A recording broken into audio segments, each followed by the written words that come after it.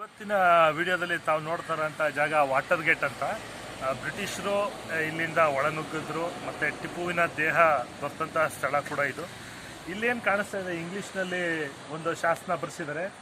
At the northern end of this archway fell Tipu Sultan May 4th 1799 ಅಂತ. May 4th ಅಂದರೆ ಮೇ 4ರಲ್ಲೇ ಅದು ಅವತ್ತು ದಿನ ಶನಿವಾರ, ಅವತ್ತೇ ಟಿಪ್ಪು 4ನೇ ಆಂಗ್ಲೋ ಮೈಸೂರು ಯುದ್ಧದಲ್ಲಿ ಆತನ ದೇಹಾಂತ್ಯ ಆಗುತ್ತೆ.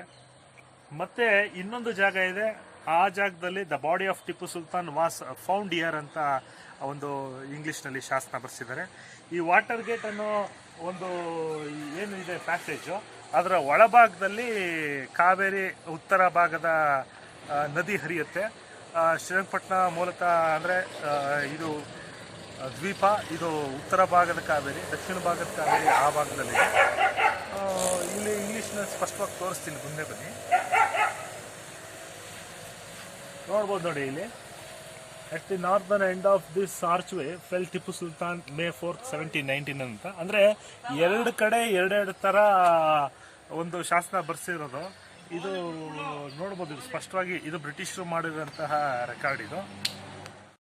ನೋಡಿ, ಈ ಒಂದು ಪುರಾತತ್ವ ಇಲಾಖೆಗೆ ಸಂಬಂಧಿಸಿದ ಈ ಸ್ಥಳ ನೋಡಿ ಎಷ್ಟು ಇದಾಗಿದೆ ಅನ್ನೋದು ನೋಡ್ಬೋದು. ಹಳೆ ಕಾಲದ ಇಟ್ಟಿಗೆ ಎಲ್ಲ ಈಚೆ ಬಂದಿದೆ.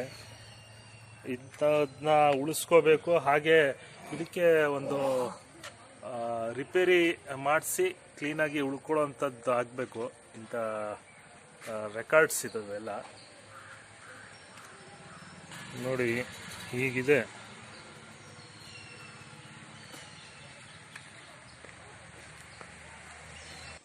ನೋಡಿ ಈ ಬಾಗಿಲುಗಳು ನೋಡಿ, ಆಗಿನ 4ನೇ ಮೈಸೂರು ಯುದ್ಧಕ್ಕೆ ಸಾಕ್ಷಿಯಾಗಿ ನಿಂತಿರುವಂತಹ ಬಾಗಿಲು, ಬಹಳ ಹಳೆಯ ಕಾಲದ್ದು. ಮತ್ತೆ ಇಲ್ಲೇನು ಸ್ವಲ್ಪ ಚುಪ್ಪಿಗೆ ಕಬ್ಬಿಣದ್ದು ಕಾಣಿಸ್ತಾ ಇದ್ದಾವೆ. ಇದು ಬಾಗ್ಲ ಹಾಕಿದ್ರು ಕೂಡ ಆನೆ ಕೈಲಿ ತಳ್ಳಿಸ್ತಾ ಇದ್ರು. ಆನೆನೂ ನೂಕಕ್ಕೆ ಬಂದರೆ, ಅಂದರೆ ತಲೆ ಮೂಲಕ ಬುದ್ಧಿ ಒಳಗಡೆ ಬರಬೇಕು ಅಂದರೆ ಇದು ಅದಕ್ಕೆ ಆನೆಗೆ ನೋವಾಗ್ತಿತ್ತು. ಆಗಿನ ಕಾಲದಲ್ಲಿ ಆ ಥರ ವ್ಯವಸ್ಥೆಗಳು ಮಾಡಿರೋದನ್ನ ನೋಡ್ಬೋದು. ಎಷ್ಟಿದೆ ನೋಡಿ, ಎಷ್ಟು ದಪ್ಪ ಇದೆ ಅನ್ನೋದು ಕೂಡ ನೋಡ್ಬೋದು. ಎಷ್ಟು ವ್ಯವಸ್ಥಿತವಾಗಿ ಎಷ್ಟು ಕಡೆ ಕಬ್ಬಣ ಮತ್ತು ಅದಕ್ಕೆ ಜೋಡಣೆ ಮಾಡಿದಂಥದ್ದು ಕೂಡ ನೋಡ್ಬೋದು. ಇಲ್ಲ ಕತ್ಲೆಗೆ ದೀಪದ ವ್ಯವಸ್ಥೆ, ದೀಪ ಇಡೋದಕ್ಕೆ ಮಾಡಿರೋಂಥ ವ್ಯವಸ್ಥೆ ಎರಡೂ ಕಡೆ ನೋಡ್ಬೋದು. ಈ ಕಡೆ ಒಂದಿದೆ, ಆ ಕಡೆ ಒಂದಿದೆ.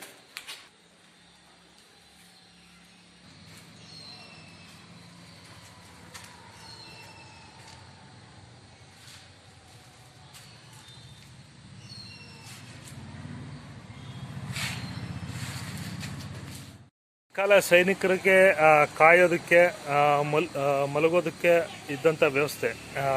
ಒಳಗಡೆ ರೂಮ್ ಥರ ಇದೆ, ಬಟ್ ಈಗ ಅದು ಬಾಗಿಲಾಗಿದ್ದಾರೆ. ಅಲ್ಲಿ ಆ ಕಡೆ ಒಂದಿದೆ, ಎರಡೂ ಕಡೆ ಇದೆ ಅದು.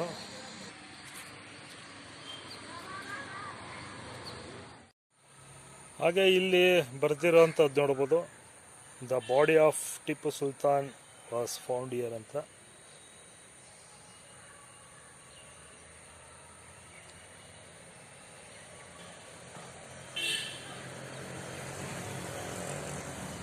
ಇಲ್ಲಿ ಸುತ್ತಲೂ ಸಣ್ಣ ಉದ್ಯಾನವನ ಥರ ಮಾಡಿದ್ದಾರೆ. ಇದನ್ನು archaeological survey of India maintenance ಮಾಡ್ತಾಯಿದೆ.